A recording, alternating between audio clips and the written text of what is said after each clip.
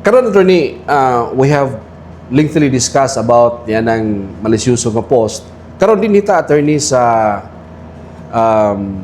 resolution number 26264 nga gipasaka sa ato ang iten sangguniang panlalawigan.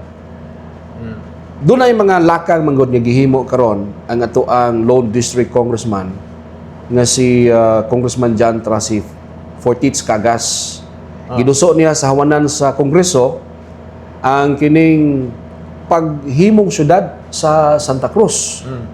And obviously, the congressman and the mayor of Santa Cruz, murag nagkasabot gid sila ni ini. No? Nagkasabot gid sila ni ini. Now, giduso ni ngadto sa Kongreso nga walay pulo pangutana gikan sa ato ang provincial government of Davao del Sur kung okay na ba, no? Then gipangayuan og endorsement ang maong lakang didto sa Kongreso, gipangayo ang endorsement gikan sa provincial government kung kini ba suportado sa ato ang provincial government of Davao del Sur. Then upon looking at the requirements, doon ay mga nakaplagan attorney nga mga kulang, no? Yes. Doon ay mga kulang. Can you tell us for purposes of educating the public attorney? Unsa ning mga requirement para mahimong usa ka syudad ang usa ka lungsod? Based sa balaod, makita po nato diya sa SP Resolution. SP Resolution 26-264 nga na hilakip diha ang requirement nga number 1, income. Second is population, no? Ug ang area sa mao basic requirements. Okay, balikan na to ha, mga kanyag. So dunay tulo ka mga basic batakan nga mga panginahanglanon para mahimong usa ka syudad ang usa ka lungsod. Yes. Una, income, ikaduha, population, ikatulo, land area. Yes. All right. Now, attorney, ato aning diskusan matag usa. Sige. Okay. Una, ang ngayan na bagyod mahimong syudad ang Santa Cruz with respect to income. On the basis of income, makita diri sa SP Resolution 26-264 na dili pa sufisyente ang income sa Santa Cruz to become a city. In fact, ang basis niini is ang 2,000 constant price, no? O ang ikaduha nga basis is 2012 constant prices. So, bisang asa aning duha ka constant prices, moingon kag 2,000 constant prices, ang income nga gi-require diha is equal to or more than 100 million pesos ang income sa usa ka munisipyo para mahimong syudad. Now, karon mutan-aw pud ta sa 2012 constant prices, ang ikaduha nga murabag gauge, no? Kung pwede ka makalusot ka dire, pwede ka sa income.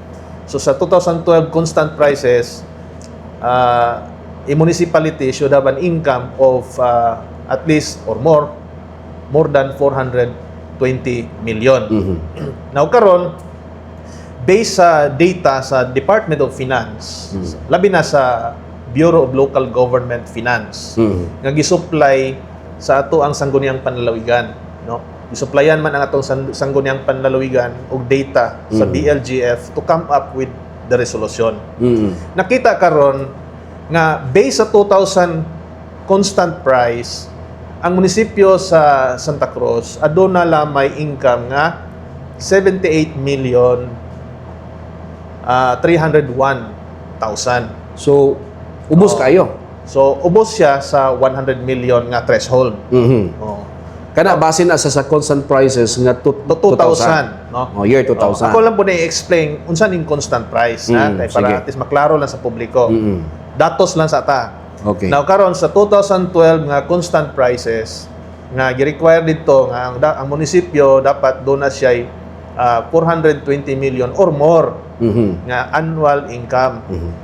Nakita dito sa BLGF data nga gisupply sa atong SP nga ang Santa Cruz munisipyo doon na lay income nga 141,669,000 million pesos nga annual income. Attorney, kadit lang. So, mubo siya compared sa 420 nga Before going any further sa imuhang data nga na imong gihuptan karon, attorney. Pag moingon tag annual income, does this mean apil na dinhi ang IRA or kining gitawag nato karon NTA?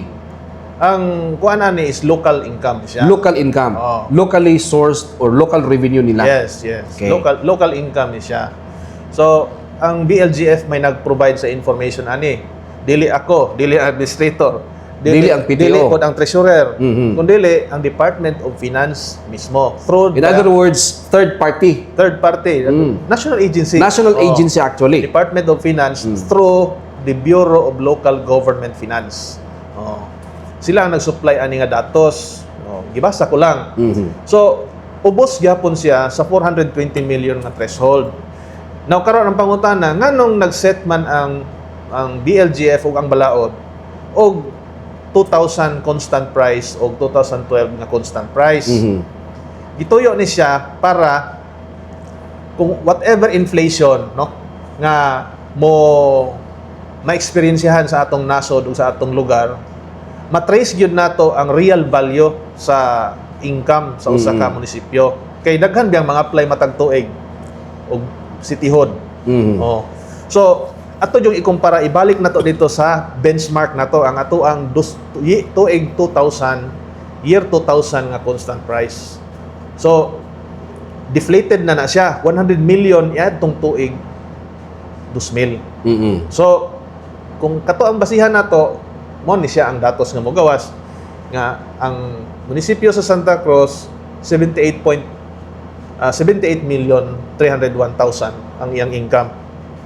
Ubos siya kumpara sa 100. O kung dito ta sa 2012 na constant prices 420 million or more, 141,669,000 lang. So sa income pa lang tan-aw nato di siya mo sulod. So, when we say income sa Santa Cruz, dili pa gyud siya preparado Dili siya mo qualify as a city. as a city. As a city kay mao man ni ang minimum nga threshold nga giset sa balaod no o sa through our Bureau of Local Government Finance, sila man naga-certify ani nga mga standards. Kay kini man gud nga standard wala naman po ni giset arbitrarily. Nga kana bitang buot-buot lang po nga sige ang usa ka syudad naagyo na siya ako si Talpulano 100 million Secretary of Finance 100 million dapat syudad kana. Dili man na ingon ana. Na siya studies of course behind the figures. Kay kinahanglan man gud nga ang syudad dapat na pud siya level of urbanization or level of economic activity wherein ang mga negosyo ug ang katawhan doon ay sufficienting income para makasustener siya sa iyang paglambo isip syudad. Si Attorney That's right. Herbert Wala Gonzales yung mga kaanyag, no? Gigamit lang yun niya mga kaanyag do unsa ang nakatakda sa balaod. No? Una-una, he is a lawyer. Ako ang giingon pang-common maguto, pang-common tao ron dato ba, pang sa tawag ini layman's term nga dili preparado. Pero Sultan Attorney Gonzales dili kwalipikado. As far as income is concerned mga kaanyag, base sa year 2000 constant price, ang Santa Cruz is way below ang iyahang ingnan lang nato hapit makaabot og 100 million ang income. Okay? Pag year 2012 nga constant price mga kaanyag, perti ka ubos sa income sa Santa Cruz. So in other words mga kaanyag, dili pa gyud siya pwede mahimong syudad kay dili pa siya preparado nga mahimong syudad Sa pagkakaroon. sa pagkakaron. Okay. Now, with respect to that particular requirement sa balaod. Yes. Okay. Either or man Oh. Kung sulod ka sa 2000 constant price, pwede. Kung sulod ka dito. Or pilian nimo base sa 2012 constant price, pwede ko. Di man gyapon. So bisag asa sa duha, di man gyud. So mo na makaingon ko nga dili siya qualified as of today, as of now. So sa unang requirement nga income mga kanyag X, no? X. Dili na ingon nga di ta gusto mahimong syudad ang Santa Cruz. Yes. Wala man ta nag-ingon na murag mo appear ta ba nga kontrabida ta aning mga sa mga katawhan nga gustong mahimong syudad ilang lugar. Gusto man nato mulambo ang mga lugar sa intero Davao del Sur, matag munisipyo, no dunay oportunidad nga mulambo ato nang ginasuportaan. Pero usahay manggod kini manggong conversion into cityhood. Double-edged sword ni siya. Kay pwede pod ni nga makahatag og kaalautan sa atoa. Kay ngano man kini manggong pagkasyudad do na maguni siya yung mga responsibilidad. Correct. Nakaakibat ba sa mga opisyales o sa tibuok munisipyo nga mahimong syudad. Lakip na ang mga lumulupyo, attorney. Labi na sa mga lumulupyo. Kay ngano kung tagaan naman gug ka og cityhood unya mahitabo nga ma-fully converted na ka into a city after the plebiscite, no? Tagaan ka na og dako nga IRA or NTA. Oh. Pero ang consequence ana is musaka man ang mga buluhisan ana. Oh. Maybe dili kalit pero gradually mo increase ang tax ana kay ang BLGF lagi nga nag-certify sa income ilaha man po nang iset ang target sa ato ang local treasury nga mangulikta mo og buhis this much. Increasein ninyo inyong tax, increasein ninyo ani. Sila man ay nag-set. Or create more local taxes. Oh, create more local sources of Local taxes. sources, oh. So, kisa may magpasan ultimately sa mga balayronon, di ba ang katawhan, mumahal ang real property taxes, mumahal ang mga business taxes, ang mga permits. So, munang doon ay requirements ang balaod, no? Ang mahitabo po din na attorney, ang kaniadtong libre ng mga basic services, pabayaran na po. Posible nga may ana as a form of new sources of taxes or fees na i-collect sa local government. Kaya to counter or to at least somehow match the increase in NTA. Dili ba ni pwede attorney nga mura og magic-magicon lang? Murag i-bloat ang figures. At dili pod kay moagi man pod ni siya og Bureau of Local Government Finance. That is why na ay naga-oversee ani. Doon naman po counter-checking, no? Kay naman kay depository bank. Oh, ma-check man ni tanan nya napoy League of Cities nga naga-counter-check pod sa mga datos sa mga new applicants for cityhood. So daghan siya agian. So that is why to secure nga mo qualify gyud ang usa ka munisipyo para mahimong syudad, doon ay set of requirements nagi-set preliminarily, primarily, no, ang ato ang Bureau of Local Government Finance. Pero ang pinakabugat gyud din ni attorney, kung pananglitan, no? Pananglitan. Ipugos gyud nga mahimong syudad ang Santa Cruz. But pasabot apason gyud niya ning annual income nga 420 million para nga mo qualify sa isip usa ka syudad. No, dapat upatong sa gyud sa diha. Og ang mupas-an sa mga palas-ano niini, it will be the people. Yes, ang mahitabo ana is mo increase jud kag buluhisan para usaka ang income sa imuhang panudlanan o sa imuhang. So mas maayo na nga ato maklaro sa inyo mga kaanyag.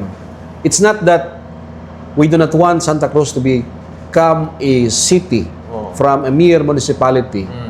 Apan klarohon nato sa inyo na kung ato ning ipugos ang magpasan sa mga palasanon ini sa kanang gitawag nato annual income nga kalabuton sa usa ka munisipyo, mao gyud ang mga tao. Posible nga dito gina ultimately sa tao padulong ang burden sa mga buluhisan, no.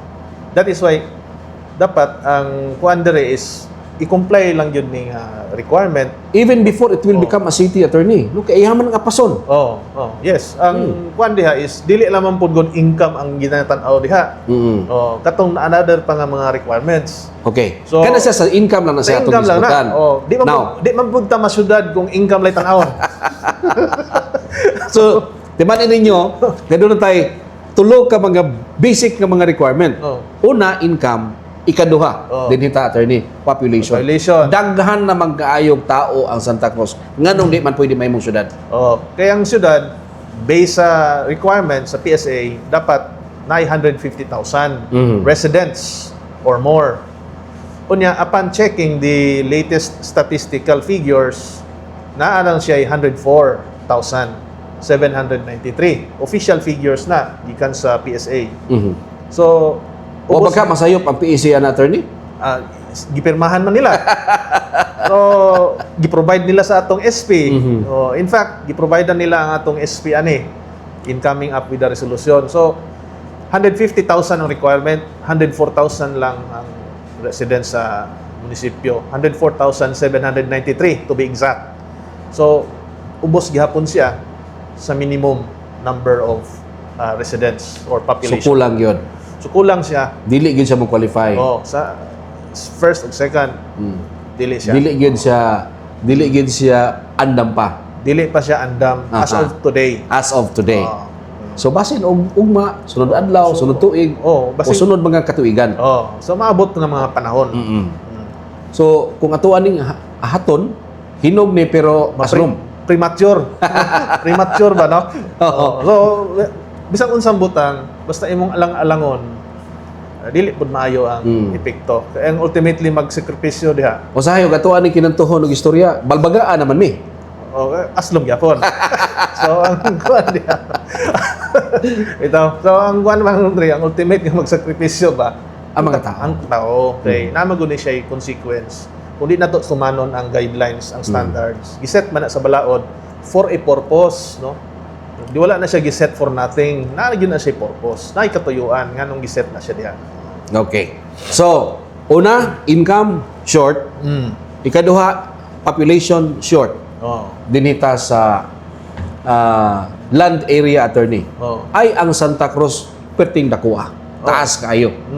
Gikan ka og Digos, inig-abot nimo sa Utlanan, diri sa may Sinawilan, tabok nimo bato, padulong kag Davao, mudagan kag regular normal nga travel time nimo, normal nga speed nimo at 60 kilometers per hour, mudagan og mga 30 minutos ngadtos 45 minutos. Perting dakua Santa Cruz. Nganong di man pwede mahimong syudad? Sa ikatulong nga requirement sa area, ang Santa Cruz doon ay 319.91 square kilometers nga area. Tama nang giingon ni Bradiron, dugay ka maabot og Davao Santa Cruz lang gyapon ka. So as per Atlas na siya 279.6 kilometers, square kilometers. Now karon na require sa balaod nga kung magsyudad ka dapat dili ang probinsya dili siya mamahimong ang area sa probinsya dili ma-fall below minimum. So karon ang atong probinsya province of Davao del Sur dunay area nga 2,163.98 square kilometers. Now karon kung ato ni siyang kibhangan sa munisipyo og 279 gamito na to ang conservative figure nga gibutang dire 279.6 square kilometers. Ang magpabilin sa probinsya nga area, province of Davao del Sur human, if ever mahimong syudad, ang Santa Cruz, magpabilin nga 1,884.38 na lang ang mahibilin sa province of Davao del Sur. 1,884.38 square kilometers. Now karon, gi-require man dito nga dapat dili mo fall below minimum ang area sa usa ka probinsya. Ang usa ka probinsya, ang minimum requirement para mahimong probinsya is 2,000 square kilometers. Karon 1,884 naman lang ang balanse. Dili ba pwede mahimong argumento attorney? Sige lang. Total dili man mi masiak sa Davao del Sur kay component city raman mi. Dili kay ang mahitabo diha is dili masiak component. Pero ang real property taxes nga gi-collect diha dili naman na nila i-share sa probinsya. Province. That is why mo na ang wisdom behind nganong ang probinsya daag yun siya at least 2,000 ka square kilometers, 2,000 square kilometers minimum area nga ma-retain sa province. kay para mahimong viable pa ang existence sa ka province. Kay naman gud tay real property taxes. Oh. So that is why dili na pud siya mo sulod based on this criteria. Kay before ang province of Davao del Sur, di ba dako ning probinsya sa una? Correct. Katong Apil pa ang Davao Occidental. That is why kung dunay mga cityhood conversion kaniadto, dili kay maapektuhan ang 2,000. Kay dako pa man abot mag-occidental. Karon nga gitunga na siya, unya dungagan pa aning usa mo ubos na gyud siya. Ubos na. Oh, So, nga nahimo ng 1,884. 1,884.38 square kilometers. Which Dili- is, dili na siya po qualified. The principle is that dili ka pwede maghimo og usa ka syudad nga maapektuhan ang land area sa mother province. Yes, mo fall below minimum. So, muna ang ikatulong ginatawag diha nga disqualification na pod sa application for cityhood. So on this basis alone, kaning minimum, wala gyud siya gisudlan. Wala gyud siya nasudlan na qualified siya. So, banang ang ato ang sangguniang panlalawigan in a resolution number 26-264, nag-issue sila og resolution opposing House Bill number 87. 2787, no? Creation of Santa Cruz into a city. Mo na nga napagawas ni nga resolution. Kani ba attorney nga mga requirements doon na ba'y basihan sa balaod nga bisan og dili patino o dili pa klaro nga kini pwede mahimong syudad, pwede ra ba nga ma-file dayon ang bill dito? Dili pod kay kung mag-file ka og bill, di ba? Ang understanding na to diha is Kompleto na ka. no? Complete na ang imong complete staff work, kumbaga, ang imong document nga gi-file dito. Unya, gawas man gud aning nahitabo nga basic requirement. Kaning gipang isgutan natong basic requirements on income, population ug area. Doon na pay other requirements like kining administrative readiness, no? Administrative readiness sa usa ka LGU. Like doon na ba siya water district nga regulated by the Local Water Utilities Administration. Kay importante man ning tubig. Kay ngano kung sudad ka daghang manggong prospect investors mosulod ngan ha. No, sulod sila, mangutana sila na bay sapat nga supply sa tubig, potable drinking water para sa population o para sa akong negosyo. Unya kung dili siya Local Water Utilities Administration regulated, unsaon pagpulis sa ranks aning mga operators tubig. Correct. Nga mahimong sustainable ang pag-operate sa usa ka syudad. Nga maka-sustainer siya in terms of water along with other requirements like garbage, like other administrative na matters affecting the municipality or city. So, diha nga mga area nahibalaan man gud nato based sa resolution sa SB nga to ang munisipyo sa Santa Cruz wala pa pod siya local water district. So, nga regulated by the LOA. So, gipangayo man po na nga requirement as part of administrative readiness sa usa ka lugar nga mahimong syudad. Kay kung wala man gud pod ni siya, ang maburden na pod ani ang mga tao. Kay nagtaas kag buhis, ang consequence man gud ani mo taas imong NTA, naturally i-supervise jud kag taman sa BLGF ani sa imong tax collection o sa imong rates. Pangitaon ng difference. Pangitaon na nila. Kay gitas-an ko kag NTA. Do ang local dili man na nila i-remit po dito, pero at least pasakaan nimo imong local collection. Kay para ma-maintain nimo ning minimum, local man ni.